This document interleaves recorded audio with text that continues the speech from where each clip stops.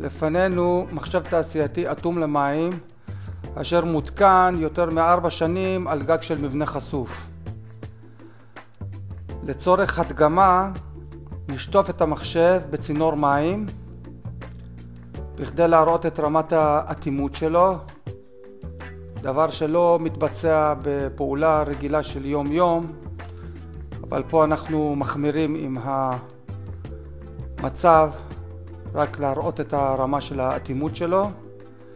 כפי שניתן לראות, כל החלקים הפנימיים של המחשב יבשים לחלוטין, אין בפנים לא טיפה של מים, אחרי 4 שנים של עבודה אין אבק, אין לכלוך, נראה חדש לחלוטין.